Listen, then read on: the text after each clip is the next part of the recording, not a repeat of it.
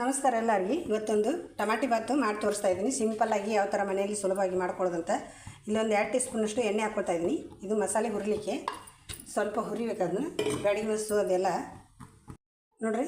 ಒಂದು 2 ಒಳಮುಷ್ಟಿ ನನ್ನ ಕೈಲೇ ಚಮಚದ ಅಳತೆ ಅಂದರೆ 3 ಚಮಚ ಆಗ್ಬೋದು ಧನಿಯಾ ಹಾಕ್ಕೊಳ್ತಾ ಇದ್ದೀನಿ. ಧನಿಯಾ ಫ್ರೈ ಆಗ್ತಾ ಇದ್ದಂಗೆ ನೋಡಿರಿ, ಧನಿಯಾ ಫ್ರೈ ಆಗ್ತಾ ಇದ್ದಂಗೆ ಒಂದು ಗಡ್ಡೆ ಬೆಳ್ಳುಳ್ಳಿ ಹಾಕ್ಕೊಳ್ತಾ ಇದ್ದೀನಿ. 1 ಇಂಚಷ್ಟು ಶುಂಠಿ ಹಾಕ್ಕೊಳ್ತಾ ಇದ್ದೀನಿ. 2 ಸ್ವಲ್ಪ ಫ್ರೈ ಮಾಡುವ. ಶುಂಠಿ, ಬೆಳ್ಳುಳ್ಳಿ ಮತ್ತು ಈರುಳ್ಳಿ ಉದ್ದೇಶಿಸಿ ಮಾಡ್ತಾಯಿದ್ದೀನಿ ನಾನು ಟೊಮೆಟೊ ಬಾತ್ ಇವತ್ತು. ನಿಮ್ಗೆ ಅದು ಬೇಡ ಅಂದರೆ ಹಾಗೇನೂ ಮಾಡ್ಕೋಬೋದು. ನೋಡಿರಿ, 10 ರಿಂದ 15 ಬ್ಯಾಡಗಿ ಮೆಣಸು ಹಾಕ್ಕೊಳ್ತಾ ಇದ್ದೀನಿ.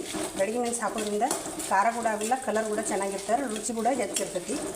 ಒಳ್ಳೆ ರುಚಿ ಬರ್ತದೆ ಟೊಮೆಟೊ ಬಾತು. ನೋಡಿರಿ, 1 ಟೀ ಸ್ಪೂನಷ್ಟು ಬಡೆ ಸೊಪ್ಪು ಹಾಕ್ಕೊಳ್ತಾ ಇದ್ದೀನಿ. ಎಲ್ಲ ಹಾಕಿ ಸಣ್ಣ ಕಾವು ಇಟ್ಕೊಂಡು ಹದವಾಗಿ ಹುರ್ಕೊಳ್ಬೇಕು. ಇದನ್ನು 4-5 ಎಲೆ ಕರಿಬೇವು ಹಾಕ್ಕೊಳ್ತಾ ಇದ್ದೀನಿ. ನೋಡಿರಿ, ಆಲ್ರೆಡಿ ಫ್ರೈ ಆಯಿತು. ಮೆಣಸು ಮತ್ತು ಧನಿಯಾ, ಶುಂಠಿ, ಬೆಳ್ಳುಳ್ಳಿ, ಸೋಪು ಎಲ್ಲ ಹಾಕಿದಂಥದ್ದು. ಇದು ಒಂದು ಸಣ್ಣ ಕಪ್ಪಲ್ಲೇ 1 ಕಪ್ಪಷ್ಟು ತೆಂಗಿನ ತುರಿ ಹಾಕ್ಕೊಳ್ತಾ ಇದ್ದೀನಿ. ಇದನ್ನು ಹಾಕೋದ್ರಿಂದ ಟೊಮೆಟೊ ಬಾತು ತುಂಬ ಅಂದರೆ ತುಂಬ ಚೆನ್ನಾಗಿ ಬರ್ತೈತಿ.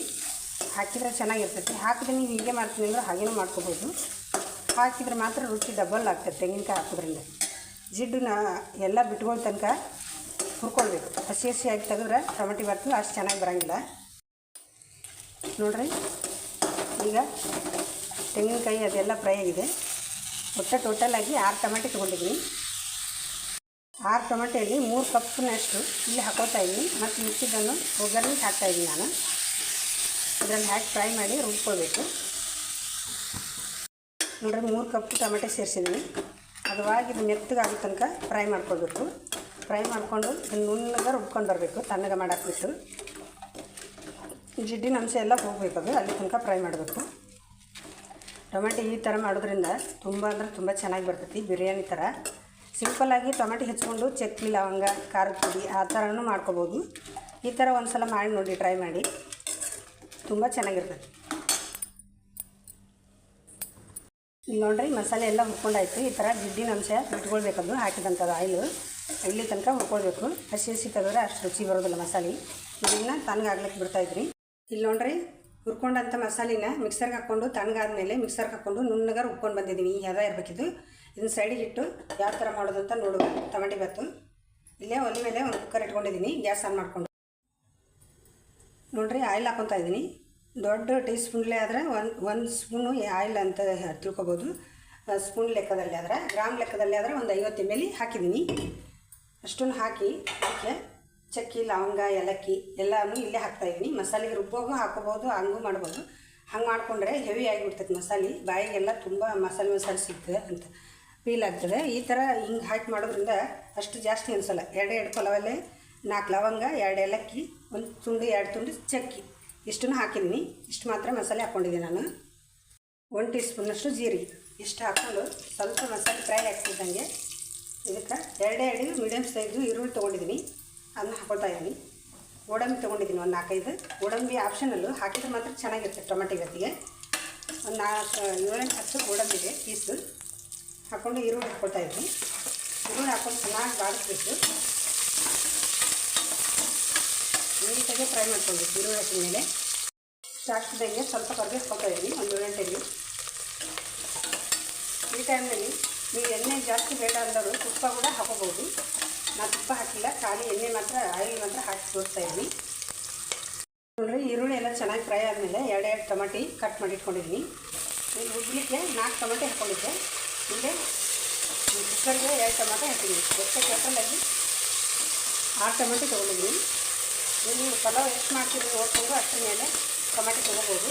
ನಾನೀಗ ಒಂದು 3 ಗ್ಲಾಸ್ನಷ್ಟು ಅಕ್ಕಿ ತೊಗೊಂಡಿದ್ದೀನಿ. ಟೊಮೆಟೊ ರೇಟಿನ 3 ಗ್ಲಾಸಿಗೆ 6 ಟೊಮೆಟೊ ತೊಗೊಂಡಿದ್ದೀನಿ. 1 ಗ್ಲಾಸಿಗೆ 2 ಟೊಮೆಟೊ ಅಂತ ಲೆಕ್ಕಾಗಬೇಕು.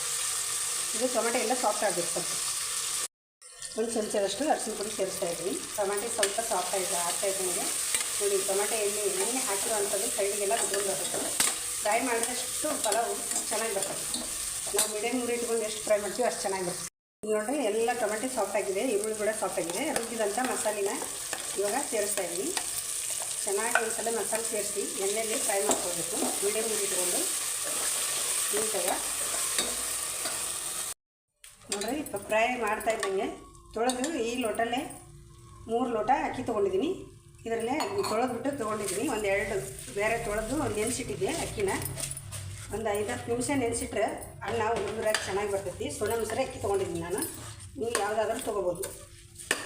ಬಾಸ್ಮತಿ ರೈಸ್ ಆದರೂ ತೊಗೋಬೋದು, ಸೋನಾ ಮಸೂರಿ ಆದರೂ ತೊಗೋಬೋದು. ಸಿಂಪಲ್ಲಾಗಿ ಯಾವುದಾದ್ರೂ ಮಾಡ್ಕೊಂಡ್ರೂ ಚೆನ್ನಾಗಿರ್ತೈತಿ ಟೊಮೆಟೊ ರೈಸು. ಇದು ಮಿಕ್ಸ್ ಮಾಡಿದ ಮೇಲೆ ನೋಡ್ರಿ, ಈಗ ಮಿಕ್ಸ್ ಮಾಡ್ಕೊಂಡಾಯ್ತು. ಯಾವ ಲೋಟಲ್ಲೇ ಅಕ್ಕಿ ತೊಗೊಂಡಿರ್ತೀವಿ ಅದೆಲ್ಲ ಲೋಟಲ್ಲೇ 3 ಲೋಟ ಅಕ್ಕಿಗೆ 6 ಲೋಟ ನೀರು ಸೇರಿಸ್ತಾ ಇದ್ದೀನಿ ನಾನು. 6 ಲೋಟ ನೀರು ಸೇರಿಸಾಯ್ತು.